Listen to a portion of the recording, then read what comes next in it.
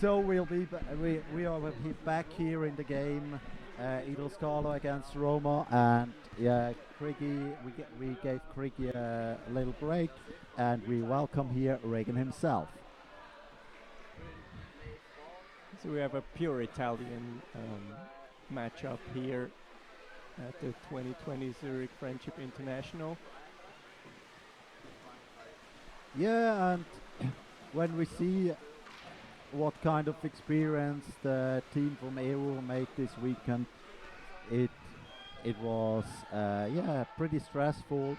First, their flight from Rome to Zurich got cancelled, so they had to fly from Rome to Paris, from Paris to Zurich, and two of these guys, they drove then in the end up with the van with all the boats on the roof, and yeah, and it really is a tremendous effort what some teams take on to make it to tournaments all over Europe.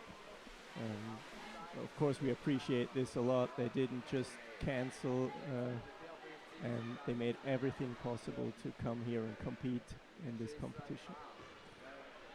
Yeah, and we see here now Idroscalo in the ball possession. The fourth of the Italian Cup last year. They take their first shot, and the ball get deflected from the goal, and they are still in possession.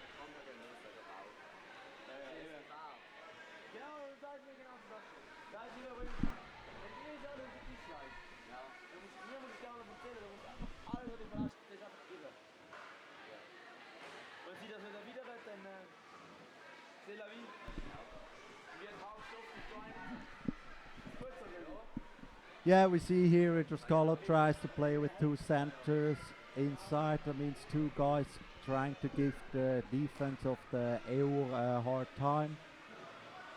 And a really nice pass inside the center and a shot, but it's 1-0 for the goalkeeper. Here. That was a huge opening right there in the middle of the center. The hard work of the guys trying to make space in there paid off, but the shot then was deflected by the goalkeeper. Yeah, great done, Filippo Marchesi. And now we see again the team from Canottieri EU Roma in the attack. They also sent two guys in, playing with three guys outside, passing the ball around. And is it possible to make an opening here? What do you expect, Ricken? Is it easy, or is the Idroscalo defense just too good? The Idroscalo defense looks pretty decent right now, and they put enough pressure on their opponents to gain possession now, and there is the fast break. It's on, but unfortunately a sloppy pass that made possession change again, and now they have to make sure they don't run into a fast break themselves.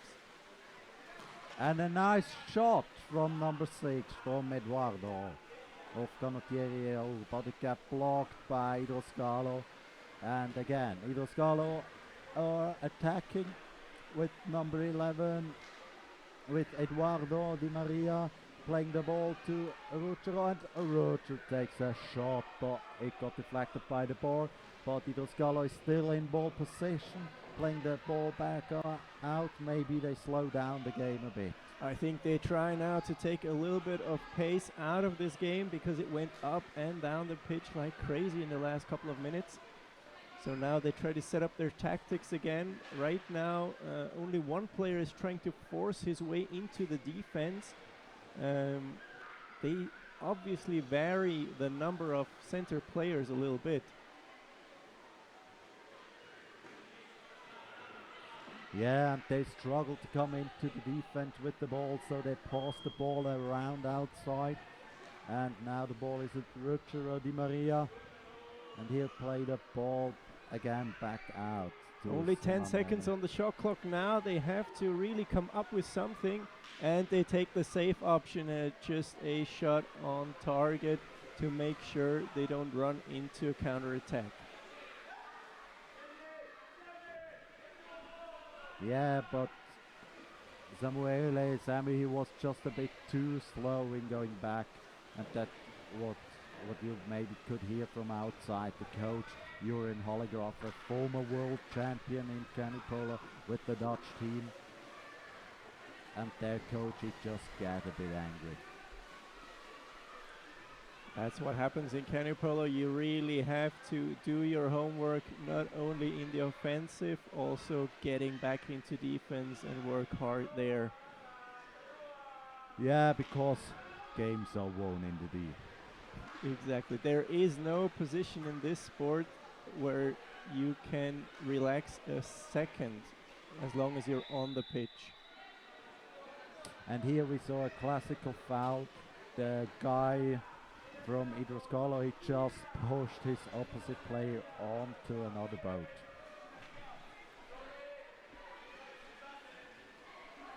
Yeah, this obviously is a foul because it's very dangerous to push an opponent even though they wear helmets and everything. The boat is pretty hard, made of solid carbon fiber usually, and so to prevent injuries this is not allowed. Yeah, and we see here Paolo also on the field here with the ball.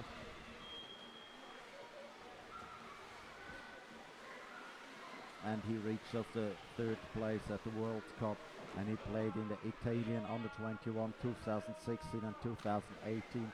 And here we see a shot from number 3 from Stefano Monte. The Canottieri opened the score. It took more than 6 minutes in his first half to see the first goal. Both teams are pretty evenly matched as it appears. What a great goal from Stefano Monte. He's just a mountain of a man.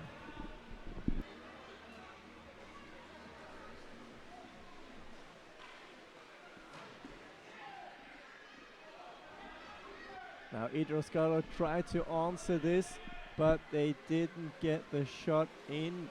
And again, it's the Canottieri from Roma who are on the break and in the attack.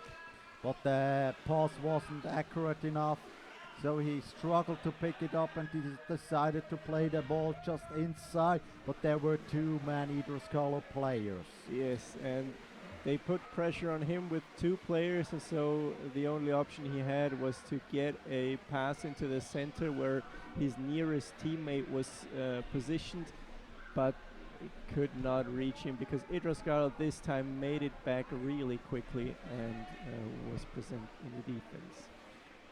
Yeah, and all my respect today goes to Rutger, because we just had a meeting yesterday night in the hospital, because in the last game of yesterday, in the short start of the second half, just a Liebler guy hit into his ribs, and we had to go to the hospital to check if everything is fine. And as you can see, he's a really hard guy. He's back on the field and he's playing polo like nothing happened yesterday. But I know that it showed a lot. And also today, he had too high tension on his core muscles. Yes, obviously these players are all very well trained, and therefore the injury wasn't as bad. But still, after a crash like this, being on the pitch on the very next day and risking more injury is pretty strong. Yeah, and it shows also what these, even if it's just a winter and a friendship competition, what this means for this team. I mean, also the referees, the 2 guys standing on the side, Emanuele, Spacca and Andrea. Yeah, they just came all the way from the south of Italy to the cold north just to play this competition. We really appreciate that. So we're coming up for the very last couple of seconds of the first half. So far it's 1-0 for the Canottieri of Roma, and mainly the difference appears to be the quality of the shots that the people are able to take. Idroscalo made themselves some good positions, but they never were able to bring a real good quality shot, and that's exactly the difference between Roma and Idroscalo in the first half. Yeah, and we saw here the last shot, it was perfectly timed. It was just 2 seconds before the end of the half time, and it hit the bar, but it didn't went in. So the result is 1 Roma 0 Idroscalo. We'll be back in a few seconds.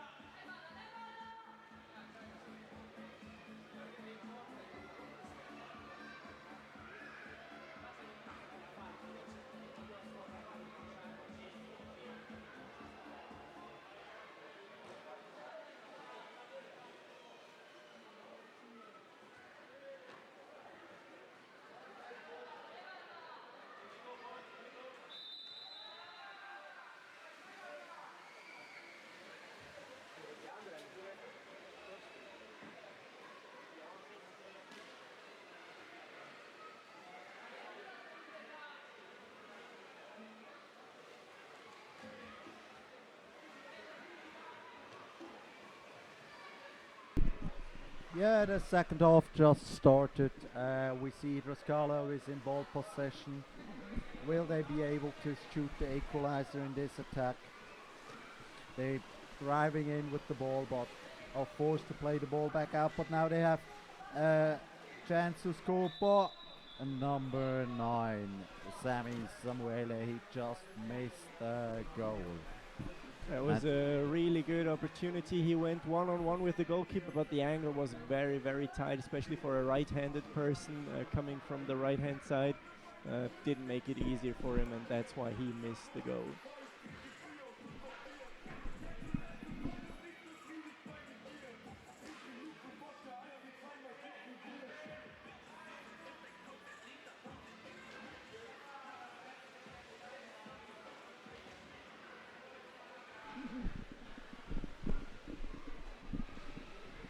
Yeah, and after this shot from Idroscalo, from Sammy, we see now EUR, the club who is organizing the World Championship this year in Roma, in ball possession.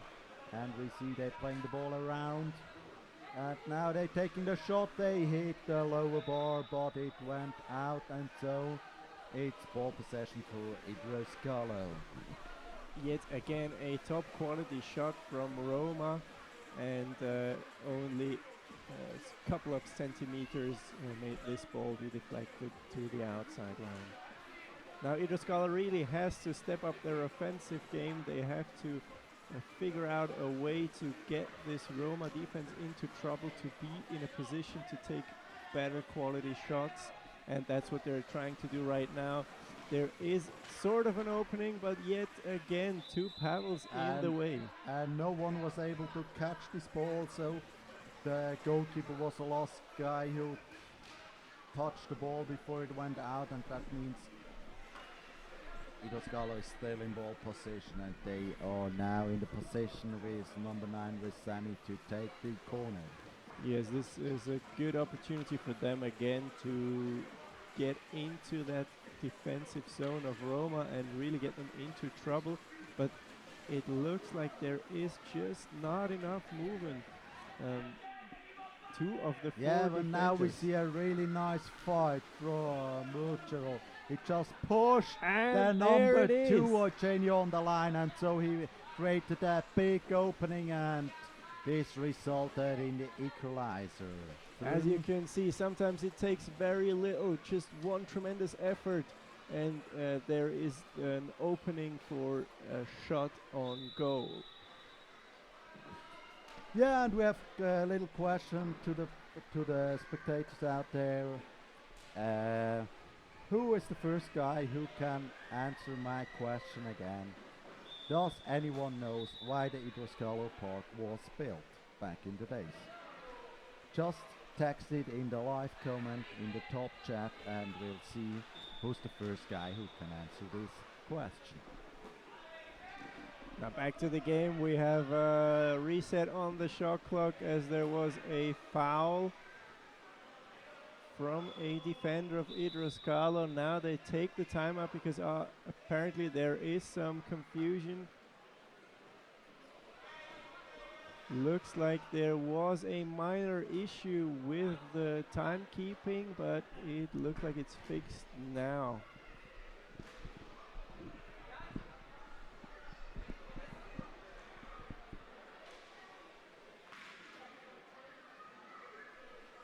Yeah, and here we see two Italian Serie A teams playing each other, and yes, the Condottieri EU, they were on the fourth place 2015 and 2013 in the Italian league, and last year they reached the 6th place. And EU is also a team which is often seen at European competitions, so they like to go to different tournaments like ITA, Copenhagen, Essen, Charleroi, London, or even in Bologna and Roma, and yeah, just improve their skills, win some experience, and spend a good time together with their boys. Now again, Idroscalo trying to set up their attack with a little tweak. This time number 3 coming from behind the goal to put number 8 of Roma under pressure. Let's see if this pays off. And we see again a nice block from Roger off the side, and so he was able to bring the ball into the D through Tommaso. But they tried to score the goal, but it was blocked by the first defender's paddle. And again, they play always the same tactic. They play just a stare with 3 guys outside, sending 2 guys inside, giving the D a hard time. And we see they do a double block from the right side. Yes, it really appears to be the very same tactic over and over again. And now a goalkeeper foul. That's very annoying. Very annoying situation. They were going for another shot on target right there. What a great decision from Andrea Romano, who just saw this foul But it's also easy because he's used to these fouls as one of the best goalkeepers of the world.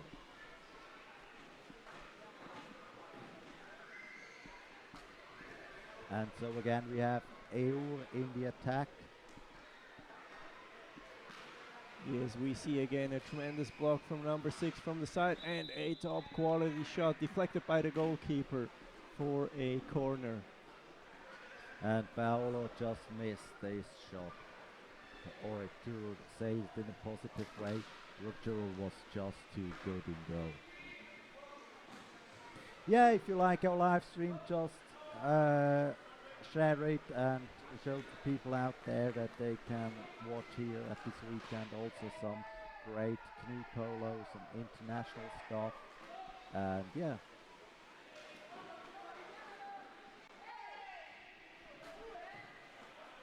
And we have an advantage here because it was a puddle foul. And the advantage is for Eur, and they still in the attack, passing the ball around. So we got another 60 seconds on the shot clock, which gives them the opportunity. There's a good opportunity. Will he shoot? Yeah, he shoot. But again, the Idroscalo defense, and especially their goalkeeper, was too strong. And there's a paddle foul, incomplete pass, and so the Idroscalo guy just committed a foul, and the ball goes back to Eur. Even though this looked really close to a bad foul, the Idroscalo player simply didn't see his opponent arriving behind him, so no intention there. And the pass inside the center, and will he shoot? No, he's another center pass again. Oh, and he shot. Great save from the goalkeeper. That shot maybe was taken. The game-winning save. Might be in a tight game like this, and there he is already in possession right in front of goal. But he loses the ball. That's very unfortunate. He could have been the game-winning guy. Just blocked this amazing shot and then going for the fast break, but the ball wasn't good enough. Now a sloppy shot from the Canottieri. There was a goalkeeper inside, and still the shot was not very good. So Idroscalo again in possession, and there's only 1 minute and 40 seconds on the clock to decide this game. Most probably the next goal taken will be decisive. What do you think, Bene? Yeah, definitely, and I hope that it will be also in the next 1.5 minutes. So we, because this is a deciding game and we need a winner here. And as organizers, we hope that they don't go into an overtime. So Bene is really hoping that we can keep the schedule, but for the spectators out there, maybe an overtime would be just what they want to see. And another save from Stefano Monte. But now they should give the ball back to the corner because the time is running. And it's just 50 seconds left on the clock. This means Idroscalo can now play it smart in terms of tactics and just take the very last shot, not giving the Canottieri another shot on target within this second half, we must say now. Because if they do so, there might be an overtime. And now they're bringing the ball back in. And a shot from Rogero. And he picks up the ball again, and there's only 15 seconds left on the clock.